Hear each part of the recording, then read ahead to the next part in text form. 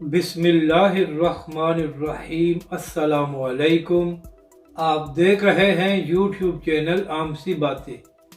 عمران خان اور تحریک لبیک پاکستان کا اتحاد،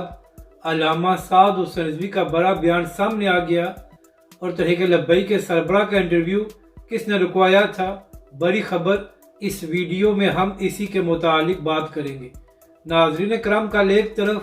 علامہ سعد حسین رضوی نے حکومت کو 72 گھنٹوں کا الٹیمیٹم دیا ہے کہ پیٹرول اور ڈیزل کی قیمتوں میں کمی کی جائے، جبکہ دوسری جانب عمران خان صاحب نے بھی یہ اعلان کر دیا ہے کہ بدھ سے پی ٹی آئی اپنی جیل برو تحریک کا آغاز کر رہی ہے۔ تو کل اسی حوالے سے تحریک لبیک کے سربراہ علامہ سعد حسین رضوی کا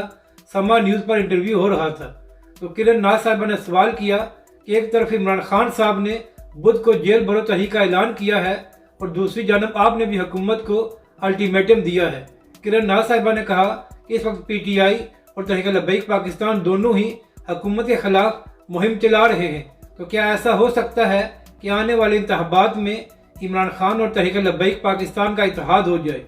تو اس بات کا جواب دیتے ہوئے علامہ سعد حسین رضوی نے کہا کہ پہلی بات تو یہ ہے کہ سب سے پہلے تحریک لبیک پاکستان نے حکومت کو الٹیمیٹم دیا ہے اور اس کے بعد عمران خان صاحب نے اپنی جیل برو تحریک کا اعلان کیا ہے، تو لہٰذا ہم نے عمران خان صاحب کا اعلان دے کر فیصلہ نہیں کیا، بلکہ عمران خان صاحب نے ہمارے الٹیمیٹم کے بعد اپنا فیصلہ کیا ہے۔ اس کے بعد علامہ سعد حسین رضوی نے کہا کہ سوال ہی پیدا نہیں ہوتا کہ تحریک لبیک پاکستان اور عمران خان صاحب کا اتحاد ہو جائے۔ اور ناظرین کرام، اہم بات یہ ہے کہ کل جب علامہ سعد حسین رضوی سما نیوز پر انٹرویو دے رہے تھے تو صرف 1 منٹ بعد ہی علامہ سعد حسین رضوی کا انٹرویو آف ایئر ہو گیا تھا۔ اس کے بعد سوشل میڈیا پر یہ خبر چلنا شروع ہو گئی کہ حکومت اور اسٹیبلشمنٹ نے علامہ سعد حسین رضوی کے انٹرویو کو رکوا دیا ہے۔ مگر ناظرین کرام، اب جو خبریں سامنے آ رہی ہیں اس کے مطابق جب علامہ سعد حسین رضوی کا